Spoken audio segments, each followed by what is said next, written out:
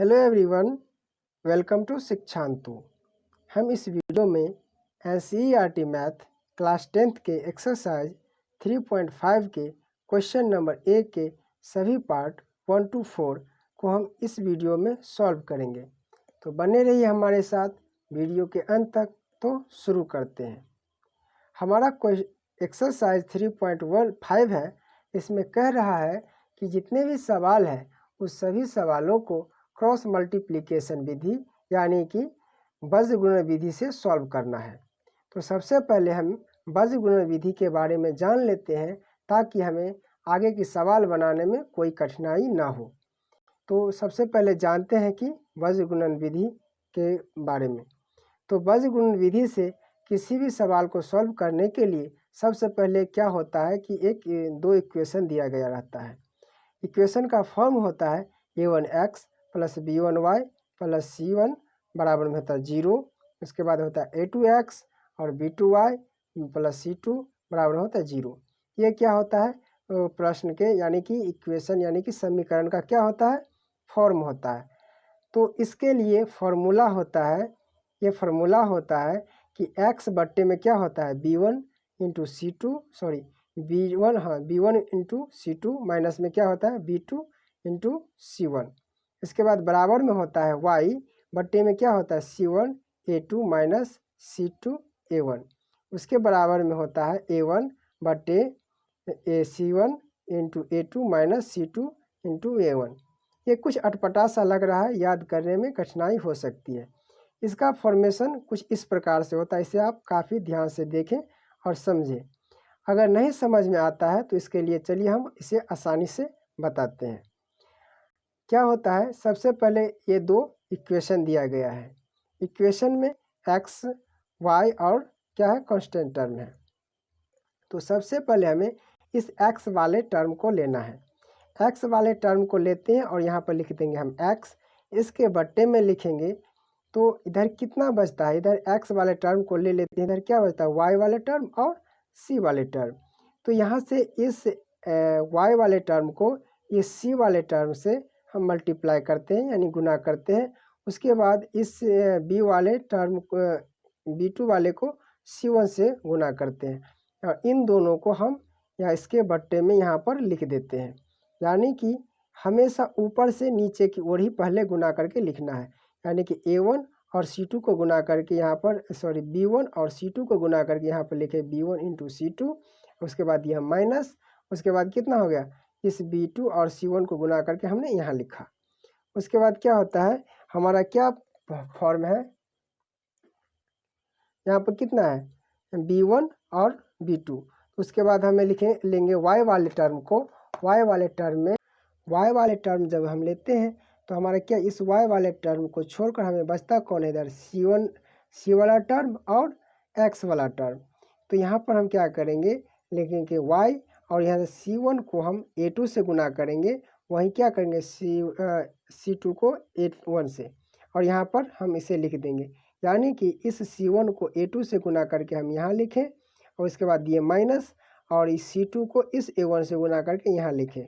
उसके बाद आता है कितना, बराबर का चिन्ह फिर देंगे और क्या उसके बाद लेंगे कौन, हम c1 वाला पार्ट c वाला पार्ट लेंगे।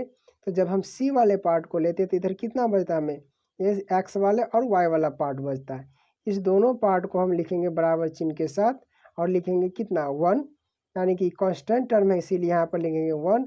और बचा कितना हमें, ये x वाला पार्ट और y वाला पार्ट। तो यहाँ पर a1 को गुना करेंगे हम b2 से और उसके बाद करेंगे a2 को b1 से और इसे हम माइनस चिन्ह के साथ यहाँ पर लिख देंगे। यानी कि इस a1 इस b2 को गुना करके यहाँ पर और उसके बाद देंगे माइनस और इस b2 को b1 से a2 को b1 से गुना करके यहाँ पर लिख देंगे। तो इस प्रकार से आप काफ़ी आसानी से समझ सकते हैं कि किस प्रकार से हमें ये सूत्र को फॉर्मेशन करना है। यानी कि जिस पार्ट को लेना है उस पार्ट को छोड़ के बाकी का जो पार्ट बचता है उसके सबसे पहले ऊपर वाले से हमेशा नीचे वाले से गुना करके माइनस चिन्ह के साथ लिखना है। यही होता है क्या, वज्र गुणन विधि। चलिए इसके से हम सवाल, आगे के जो सवाल है हमारा उस पर हमारा 1 नंबर क्वेश्चन है, कह रहा है कि निम्न समीकरणों के युग्म में किसका एक अद्वितीय हल है, किसका कोई हल नहीं है या किसके अपरिमित रूप से अनेक हल हैं। अद्वितीय हल की स्थिति में उसे वज्र गुणन विधि से ज्ञात कीजिए। यानी कि जो हमें ये इक्वेशन दिया गया है उसको सबसे पहले हमें ये चेक करना है कि इसका कोई हल है या नहीं है। अगर है तो उसका हमें वज्र गुणन विधि से आंसर निकालना है, अगर नहीं है तो उसे हमें नहीं निकालना है। तो हमें चेक करने के लिए सबसे पहले क्या करना होता है, सबसे पहले हम लिखेंगे a1 का वैल्यू कितना दिया गया है, यहाँ पर 1 है। उसके बाद b1 का वैल्यू कितना दिया गया है, -3। उसके बाद c1 का वैल्यू दिया गया है -3। उसके बाद यहाँ पर क्या का वैल्यू a2 कितना दिया गया है 3 और b2 का वैल्यू कितना दिया गया है -9। उसके बाद है c2 का वैल्यू है -2।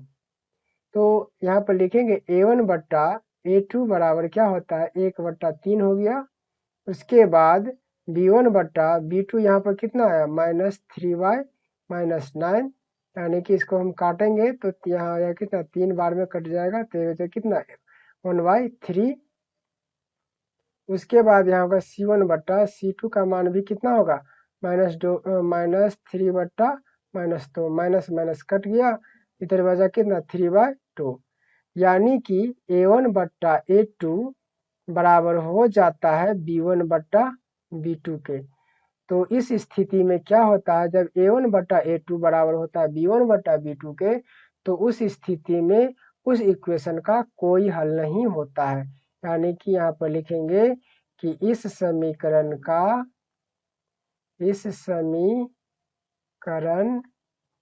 का कोई हल नहीं होगा, कोई हल नहीं होगा। तो इस प्रकार से इसको चेक करना है। चलिए इसका हम पार्ट सेकंड देखते हैं। पार्ट सेकंड में क्या दिया गया है, दिया गया है कि 2x प्लस y बराबर में 5 है और 3x प्लस 2y बराबर 8 है। तो यहाँ सबसे पहले करेंगे क्या, इसको 2x प्लस y बराबर में 5, इसको इस साइड लाएंगे तो हो जाएगा -5 इक्वल टू में हो जाएगा 0। इधर हो जाएगा 3x प्लस में 2y है, y 8 इधर आएगा तो होगा -8 बराबर में क्या हो जाएगा 0। यहाँ से a1 का वैल्यू कितना आएगा, हमें 2 है, b1 का वैल्यू यहाँ पर 1 है और c1 का वैल्यू -5 है।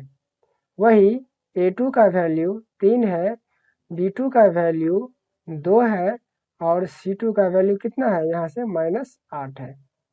तो यहाँ से a1 बटे में a2 का मान निकालेंगे तो क्या हो जाएगा 2 बटे में क्या हो जाएगा 3, b1 बट्टा b2 का मान क्या हो जाएगा 1/2।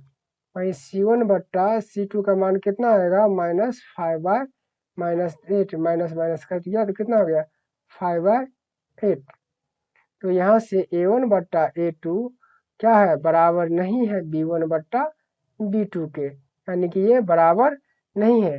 इस स्थिति में जब a1 बट्टा a2 बराबर ना हो b1 बट्टा b2 के, तो उस स्थिति में उस समीकरण का एकमात्र हल होता है जिसे अद्वितीय हल कहा जाता है। तो इसका आंसर निकलेगा। तो चलिए हमें इसका आंसर हमें वज्र गुणन विधि से निकालना है। वज्र गुणन विधि से निकालने के लिए सबसे पहले मैंने आपको क्या कहा था, सबसे पहले यहाँ लेंगे x के नीचे में यहाँ क्या होगा, यहाँ से देखिए x वाले पार्ट को जब हम लेते हैं तो इसको छोड़ के इसको और इसको मल्टीप्लाई करते हैं, यानी कि y के गुणांक, तो y के गुणांक कितना है 1 है, यहाँ पर लिखेंगे 1 गुने में कितना आ जाएगा -8, तो यहाँ हो गया -8, इसके साथ माइनस चिन्ह। उसके बाद कितना आएगा, ये हो गया कितना 5, तो यहाँ पर लिखेंगे -5, इसके गुना करेंगे, यहाँ पर कितना है 2, तो यहाँ पर लिखेंगे 2।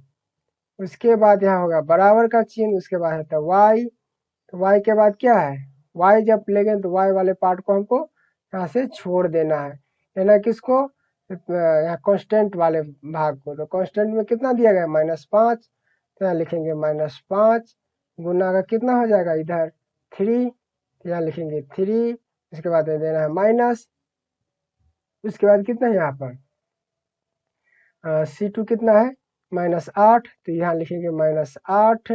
इसके बाद हो गुना, इधर कितना है 2, तो ये लिख देंगे यहाँ पर 2। उसके बाद ये होता है कांस्टेंट टर्म के बाद हम लेते हैं 1, उसके बट्टे में लिखेंगे। जब हम कांस्टेंट वाले भाग को लेते हैं तब इस दोनों का गुना होता है, तो यहाँ पर क्या हो जाएगा 2, तो लिखेंगे 2 गुने में क्या हो जाएगा 2, ये वाले एक 2 माइनस फिर लिखेंगे, तो यहाँ क्या हो जाएगा इधर से वाई का गुणांक कितना है 1 और एक्स का गुणांक कितना 3, तो यहाँ पर लिखेंगे 3 गुना क्या हो जाएगा 1। जब हम इसे सॉल्व करते हैं तो आता है कितना 1 को 8 से गुना करेंगे -8 है, इधर हो जाएगा माइनस, इधर माइनस माइनस हो जाएगा प्लस, 5 को 2 से गुना करेंगे तो हो जाएगा 10, देंगे बराबर का चिन्ह, यहाँ पे लिखेंगे y, इसके बराबर कितना -15 हो जाएगा, इसको गुना करेंगे तो माइनस माइनस हो जाएगा प्लस, 8 को 2 को गुना करेंगे तो होगा 16, देगा बराबर, इधर कितना 1, 2 को 2 को गुना करेंगे 4 और 3 को 1 को गुना करेंगे तो 3। यहाँ से क्या होगा अब x के बट्टे में कितना हो जाएगा 10 में से 8 गया तो बचा कितना 2, इधर कितना हो गया y, यहाँ 15 में 16 में से 15 गया तो कितना बचा 1, इधर कितना बचाएगा 1 बट्टे में कितना 4 में से 3 गया तो होगा 1। अब प्रत्येक पार्ट को इस कांस्टेंट वाले पार्ट के इक्वल करने के वैल्यू निकालना है, तो लिखेंगे x बट्टे 2 बराबर में क्या होगा 1/1, यानी कि यहाँ से कितना हो गया x बराबर हो गया कितना क्रॉस मल्टीप्लिकेशन करेंगे यानी वज्र गुणन करेंगे, तो यहाँ 2 इधर जाएगा तो इधर रहेगा 2, तो यहाँ से x का वैल्यू कितना आ गया 2। उसके बाद हम y वाले पार्ट को इसके बराबर करेंगे 1/1 के, तो यहाँ से भी क्या आ गया y का वैल्यू 1 आ गया। तो इस क्वेश्चन का ये आंसर हो गया, x का वैल्यू 2 और y का वैल्यू 1 आएगा। चलिए अब इसका पार्ट नंबर 3 को देखते हैं। पार्ट नंबर 3 में भी क्या दिया गया है, यहाँ पर कितना 3x माइनस का 5 बराबर में है 20 और 6x माइनस 10y बराबर में है 40। तो सबसे पहले इसको हम लिखेंगे 3x minus 5y minus plus इस साइड जाएगा तो माइनस का 20 बराबर में क्या हो जाएगा 0, इधर कितना होगा 6x माइनस का क्या हो गया 10y प्लस इस साइड जाएगा तो हो जाएगा माइनस का 40 बराबर में कितना 0। यहाँ से अब a1 का वैल्यू कितना आया 3, b1 का वैल्यू है -5, c1 का वैल्यू हो गया कितना -20, वही a2 का मान कितना हुआ 6, b2 का मान हुआ -10 और c2 का मान कितना हुआ -40। अब क्या करेंगे a1 बटा a2 का मान निकालते हैं तो क्या आता है a1 बटा a2 बराबर क्या हो जाएगा 3/6, b1 बटा b2 का मान होगा कितना -5 बटा -10, इसको हम काट भी सकते हैं, कितना हो जाएगा 5, 2 बार में कट जाएगा तो यानी कि कितना हो जाएगा 3 1 बट्टे में 2 आएगा, ये भी कट जाएगा, ये माइनस माइनस से कटा 5 से 2 बार में कटा तो कितना है 1 बट्टे में 2। उसके बाद c1 बट्टा c2 का मान निकालते हैं तो -20 बट्टा -40, यानी कि ये भी 2 बार में कट गया। तो यहाँ से हमारा क्या कंक्लूजन निकला a1 बट्टा a2 बराबर है b1 बट्टा b2 के, ये बराबर है c1 बट्टा c2 के, यानी कि सारे एक दूसरे के इक्वल है। इस स्थिति में इसका मान जो होता है अनेक निकलेगा, यानी कि इसका इक्वेशन का अनेक हल होगा। तो लिखेंगे इस समीकरण का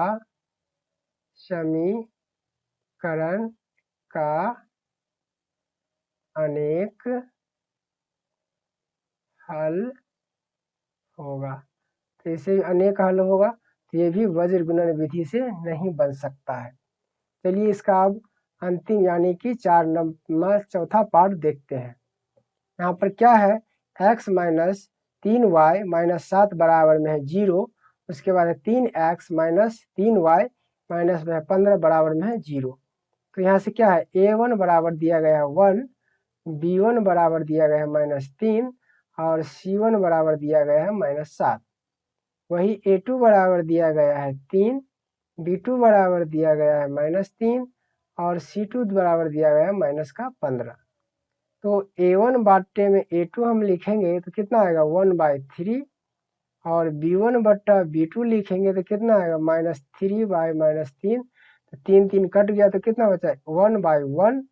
वहीं C1 बट्टा C2 का वैल्यू निकालेंगे तो -17 7 बट्टा -15 माइनस माइनस कट गया कितना 7 बट्टा में 15। यहाँ क्या होगा A1 बट्टा A2 बराबर नहीं है B1 बट्टा B2 के, यानी कि ये B1 दोनों का मान क्या है अलग अलग है। तो इस स्थिति में इसका एक हल होगा तो लिखेंगे इस समीकरण युग्म का एक हल होगा, एक अद्वितीय हल होगा या एक हल होगा। तो चलिए इसका हम वज्र गुणन विधि से सॉल्व करते हैं। यहाँ से क्या सबसे पहले क्या लेते हैं हम x लेते हैं। तो x जब लेंगे तो क्या होगा x वाले पार्ट लेंगे तो यहाँ से क्या ये इस दोनों को गुना होगा यानी कि क्या है -3 गुना में क्या हो जाएगा -15 और उसके बाद है कितना माइनस और यानी कि -7 और -3। उसके बाद बराबर में यहाँ लिखेंगे y के बट्टे में क्या लेंगे y वाले पार्ट को लेते थे इसको छोड़ के दोनों वाले को लेते हैं क्या हो जाएगा -7 को क्या हो जाएगा -3 से गुना करेंगे तो -7 गुने हो जाएगा 3 माइनस यहाँ पे लगाएंगे।